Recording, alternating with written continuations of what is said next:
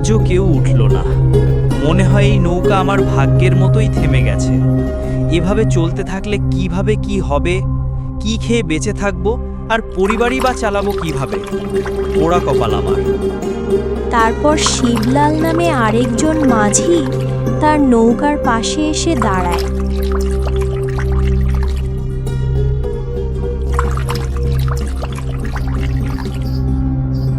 ওই কিরে রমেশ, তুই বেটা আজও বসে আছিস? কেউ উঠছে না বুঝি? না ভাই, আজও কেউ এলো না। সবাই অন্য নৌকা দিয়ে চলে যায়। আমার আসলে কপালটাই খারাপ। আমি তো অনেকবার বলেছি এই কাজটা তোমার দ্বারা হবে না। তুই নৌকা চালাতে জানিস না, আর ভাগ্যও তোর সঙ্গে নেই। ভাগ্য কপালে থাকলে সবাই পায়, আর ভাগ্যে না থাকলে কোনো যাত্রী আমার কাছে আসবে না। তুই ভুলে গেছিস তোর বাবা তোকে দত্তক নিয়েছিল। তিনি তো গ্রামে সেরা মাঝি ছিলেন, কিন্তু তুই তো তার রক্তের না। তার দক্ষতা তোর মধ্যে কই? শোনো ভাইয়া, মানুষের যোগ্যতার রক্তে নয়, মানুষের যোগ্যতা থাকে তার পরিশ্রমে। আমি আমার মতো করে পরিশ্রম করে যাচ্ছি। আমার সম্পূর্ণ বিশ্বাস একদিন আমিও সবার প্রিয় হতে পারবো, শুধুমাত্র সময়ের অপেক্ষা।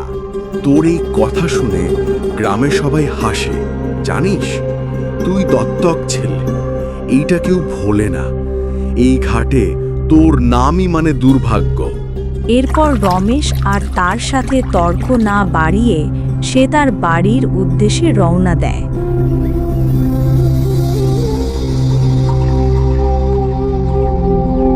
রমেশ বাড়ি ফিরেই দেখে তার প্রিয়তমা স্ত্রী দরজার সামনেই দাঁড়িয়ে আছে।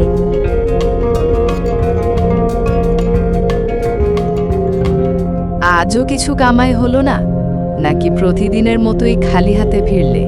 না লক্ষ্মী, সকাল থেকে বসেছিলাম, একটাও সওয়ারি পাইনি। মনে হচ্ছে আমার নৌকার ওপর যেন কোনো অমঙ্গল ছায়া পড়েছে।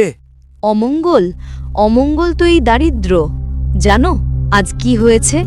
গ্রামের সরপঞ্চ এসেছিল, বলেছে যদি ঋণ না শোধ করি তবে এই ঘরটাও নিয়ে নেবে। আমি চেষ্টা করছি লক্ষ্মী, কিন্তু কেউ আমার নৌকায় ওঠেই না। এখন ভাবছি কাজটা ছেড়ে অন্য কিছু করি। অন্য কাজ? কি করবে তুমি? তোমার হাতে তো কিছুই নেই। আমি যখন তোমার সঙ্গে বিয়ে করেছিলাম ভেবেছিলাম তোমার মতো পরিশ্রমী মানুষ নিশ্চয়ই সংসার চালাতে পারবে, কিন্তু এখন? লক্ষ্মী, রাগ করো না, আমিও কষ্ট পাই। বিশ্বাস করো, আমি চাই তোমার মুখে হাসি ফুটুক। আমি জানি তুমি ভালো মানুষ, আমি তোমার উপর বিশ্বাস রাখি, কিন্তু এই গ্রাম, এই মানুষগুলো আমাদের কখনো শান্তিতে থাকতে দেবে না। একদিন নিশ্চয়ই সব বদলাবে লক্ষ্মী। আমার সম্পূর্ণ বিশ্বাস আছে আমি আমার পরিশ্রম চালিয়ে গেলে এই পরিশ্রম আমার সাথে বেইমানি করবে না। আমি হাল ছাড়ব না।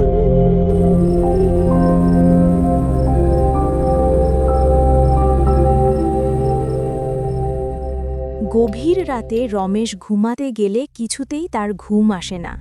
হঠাৎ বাহির থেকে কিছু একটা ছিঁড়ে যাওয়ার শব্দ আসে। সে কৌতূহলী হয়ে বের হয়ে যায়।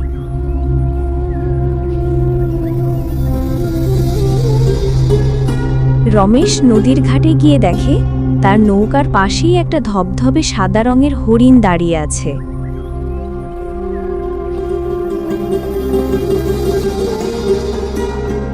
এটা কি সত্যি নাকি আমি স্বপ্ন দেখছি? এই হরিণটি দেখে তো কোনো সাধারণ হরিণ মনে হচ্ছে না। ওর শরীর থেকে কেমন আলো জ্বলজ্বল করছে। হরিণটা তার দিকে তাকিয়ে কিছুক্ষণ স্থির রইল, তারপর ঘুরে ধীরে ধীরে জঙ্গলের দিকে দৌড়ে গেল। রমেশ বিস্ময়ে দাঁড়িয়ে রইল। পায়ের নিচের মাটিতে সত্যিই হরিণের পায়ের ছাপ। সে বুঝল এটা কোনো স্বপ্ন নয়।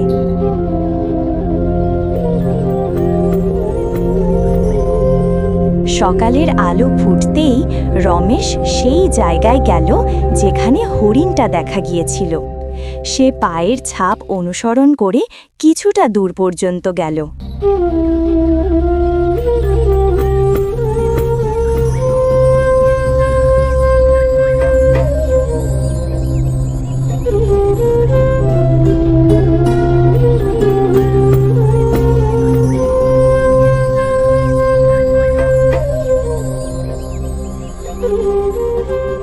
কিন্তু তারপর হঠাৎ ছাপগুলো মিলিয়ে গেল জঙ্গলের ধারে।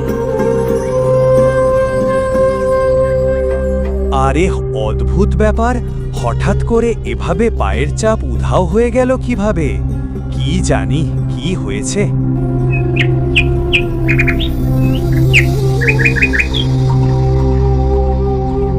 অন্যদিকে তার স্ত্রী তাকে খুঁজে না পেয়ে খোঁজ করতে করতে এই জঙ্গলে চলে আসে।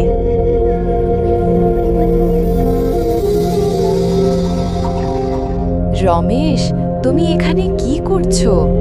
আমি বলেছিলাম ওই জঙ্গলে যেও না, ওখানে অদ্ভুত সব ঘটনা ঘটে।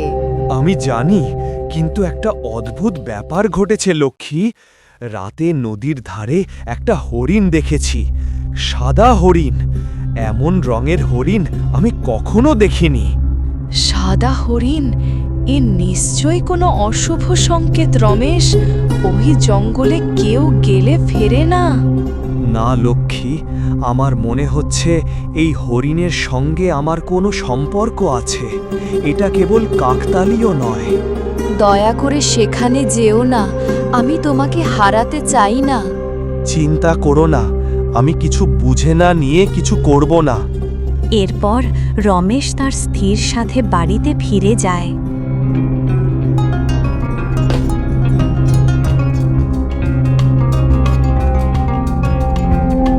রীতিমতো পরদিন সকালে রমেশ তার কাজে চলে যায়।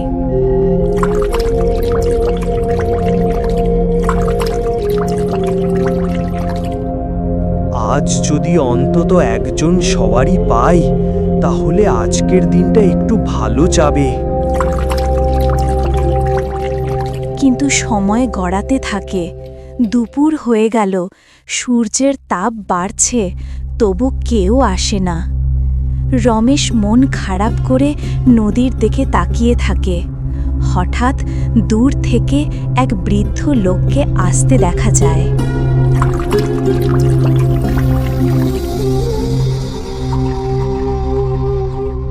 নমস্কার মহারাজ, কোথায় যেতে চান? বাবা, আমাকে নদী পেরিয়ে ওই জঙ্গলের দিকে যেতে হবে, রামপুরের দিক। রামপুরের জঙ্গল? মহারাজ, ওখানে তো কেউ যায় না। শুনেছি রাতে সেখানে অদ্ভুত শব্দ শোনা যায়, কেউ গেলে আর ফেরে না। যারা পাপ নিয়ে যায় তারাই ফেরে না বাবা। আমি সাধু মানুষ, আমার কোনো ভয় নেই। ঠিক আছে মহারাজ, আমি আপনাকে নিয়ে যাব, তবে ভাড়া তো দিতে হবে। আমার কাছে টাকা নেই বাবা। না মহারাজ, আপনি সাধু মানুষ, আপনার কাছ থেকে আমি কিছু নেব না। আপনি বসুন।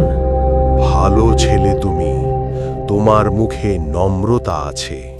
মনে হচ্ছে তোমার জন্মের কোনো বিশেষ উদ্দেশ্য আছে। আমার জন্মের উদ্দেশ্য? আমি তো এক সাধারণ মাঝি মাত্র। না বাবা, তুমি সাধারণ নও। তোমার ভাগ্যে কিছু এমন লেখা আছে যা তোমাকেই আবিষ্কার করতে হবে। রমেশ বুঝতে পারল না সাধু আসলে কি বলতে চাইছেন। সে নৌকার দড়ি ছাড়ল, বৈঠা হাতে নিল আর নদী পার হতে শুরু করল।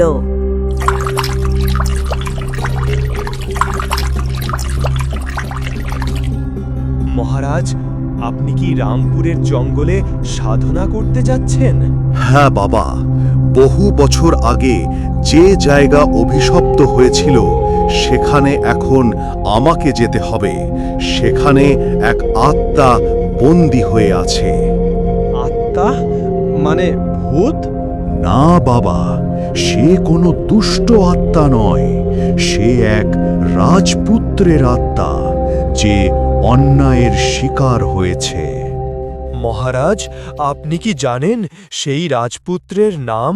হ্যাঁ, তার নাম ছিল অরিন্দম, আর তার বংশধর এখনো এই গ্রামে আছে। এই গ্রামে? কে সে? তুমি নিজেই তার উত্তর জানবে যখন সময় আসবে। রমেশ বিভ্রান্ত মুখে তাকিয়ে রইল। নৌকা নদীর অপর পাড়ের দিকে এগিয়ে চলেছে।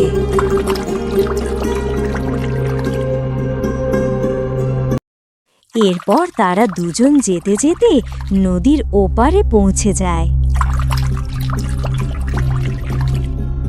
নদীর পাড়ে যাওয়ার পর সাধু মহারাজ নৌকা থেকে নেমে তীরে চলে যায়। বাবা, তুমি আজ যেভাবে আমাকে সাহায্য করলে তা কোনো সাধারণ কাজ নয়। তুমি বিনিময়ে কিছুই চাওনি। তোমার এই নিঃস্বার্থ কাজ তোমার জীবনের মোড় ঘুরিয়ে দেবে। আমি কিছু বুঝতে পারছি না মহারাজ। বোঝার দরকার নেই। মনে রেখো, যখন অন্ধকার তোমার সামনে আসবে, নদীর ধারে দাঁড়িয়ে এই মন্ত্রটি বলবে। তিনি মৃদুস্বরে কিছু মন্ত্র উচ্চারণ করলেন। রমেশ মনোযোগ দিয়ে শুনল, কিন্তু কিছুই বুঝল না। রমেশ কিছুক্ষণ তাকিয়ে রইল, তারপর নৌকায় ফিরে এলো। তার মনে একটা অজানা অস্থিরতা কাজ করতে লাগলো। সাধু কি বলতে চাইলেন? অরিন্দম কে? আমার সঙ্গে কি সম্পর্ক?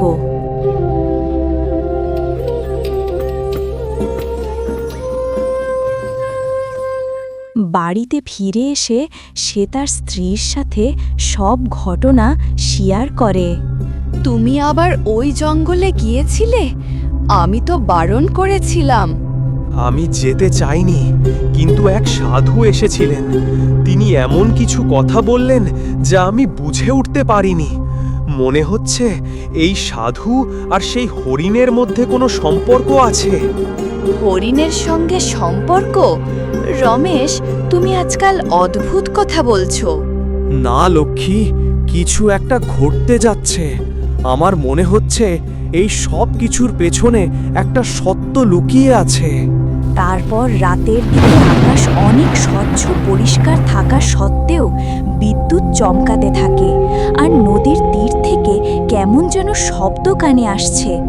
রমেশ দেখার জন্য যায়। সেখানে গিয়ে সে দেখে নৌকাটি নিজেই চলছে।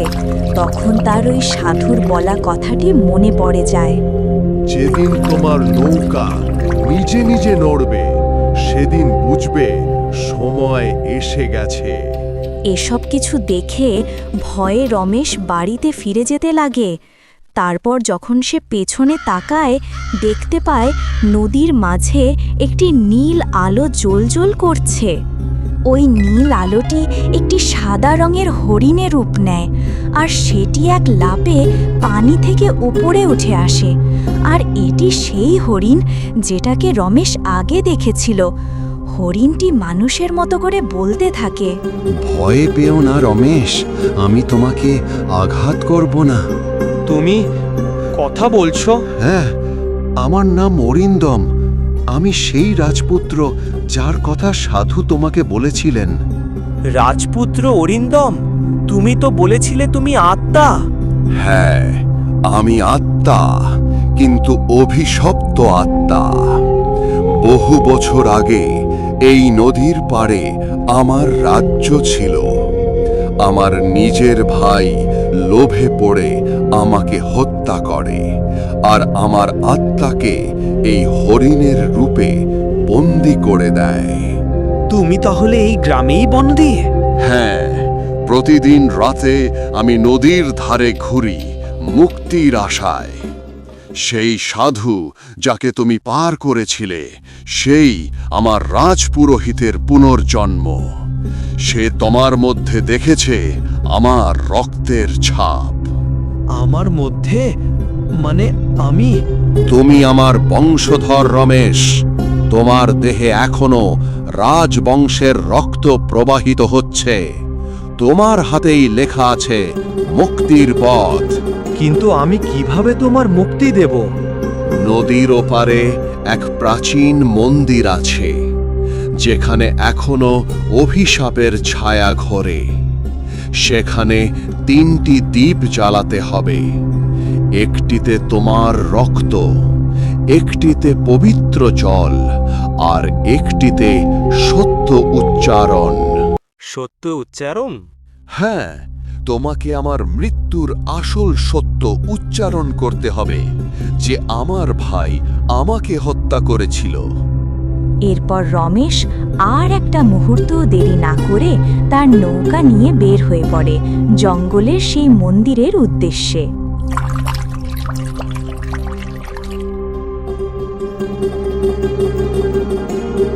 রমেশ জঙ্গলের পথ ধরে হাঁটতে থাকে আর সেই মন্দিরটি খুঁজতে থাকে।